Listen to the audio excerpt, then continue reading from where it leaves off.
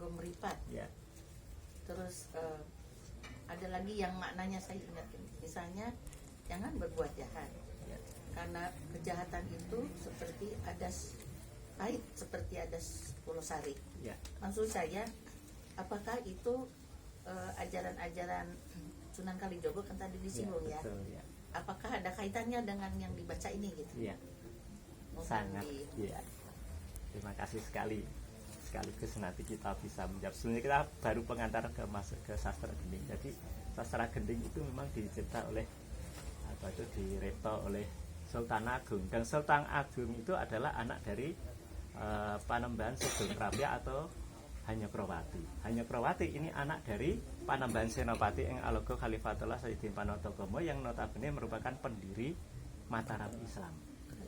Ya, dan Eyang Panembahan Senopati ing Alaga ini adalah merupakan murid dari Sunan Kalijogo, termasuk orang tuanya Ki Ageng Pemanan, termasuk Pak Dinya nanti waknya namanya Eyang Mondoroko, termasuk Ki Ageng Giring yang merupakan mertua dari Panembahan Senopati. Ini semuanya adalah anak didik dari Sunan Kalijogo. Artinya apa? Secara silsilah keilmuan yang di sini ini merupakan muara dari ajaran dari Sunan Kalijogo. Sehingga apa? Memang di sini sastra gending ini muatannya nanti adalah, kalau di Arab itu ada martabat 7 atau insanul kamil, maka di Jawa ada namanya sastra gending. Yang itu sebetulnya tidak jauh berbeda dengan apa yang disampaikan di dalam kitab Insanul Kamil Sehingga coba kita sedikit nanti berjalan sedikit dari yang sudah dikembangkan oleh Mas. Sekarnya adalah sekar tanggur. Jadi di Jawa itu ada tembang. Kalau di Arab ada kiroah, taboah, gitu. Ada cara membaca tembangan itu ada 7 macam. Jadi, beliau sedang hadir. Kemudian apa itu? Kalau di Jawa itu ada banyak sekali. Ini apa? Ada tembang dolanan, nanti ada tembang motopatan, ada tembang madil, ada tembang yang gede juga.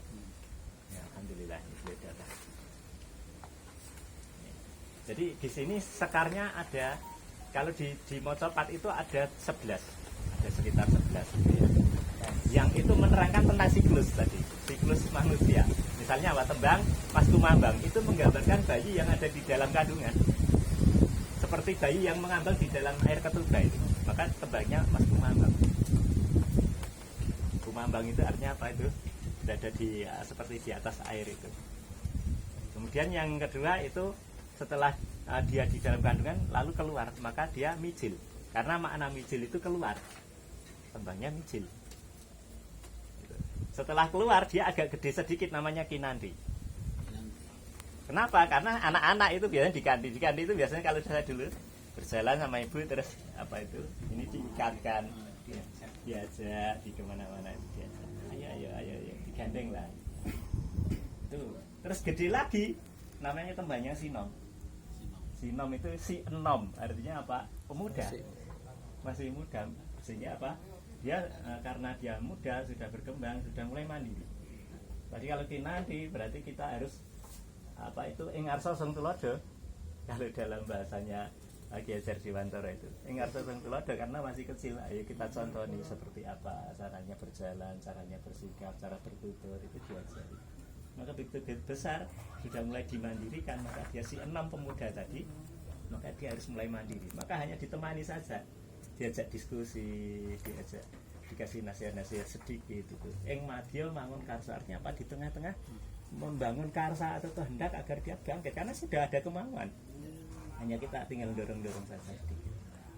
Nanti ya ada kemudian tuturi handayani. Kalau tuturi handayani ya sudah, ini sudah bisa dilepas gitu loh. Jadi bisa dilepas karena sudah dewasa, sudah mahasiswa, ya silahkan. Kamu kan sudah punya nalar, sudah punya rasa, sudah bisa menggarap dan sebagainya. Nah itu.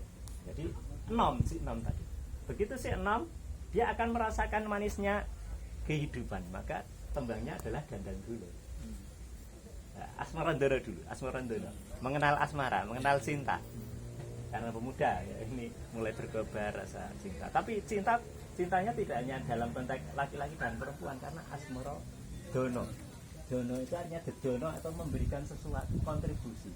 berkontribusi itu tidak hanya material, tapi bisa dalam konteks pemikiran, bisa dalam konteks rasa, bisa dalam konteks apapun. Jadi kalau ada di apa itu kiai-kiai kan tiga itu ya khairun nas anfa'uhum linnas, sebaik-baik manusia yang bermanfaat buat orang lain. Nah ini tempat untuk mewadahi apa yang menjadi pemuda tadi untuk berkarya, ya disitulah. Maka dia akan mengenal asmarandono. Sebetulnya asmara itu kalau diterjemahkan, kalau di dalam kitab-kitab manuskrip Jawa itu banyak sekali itu.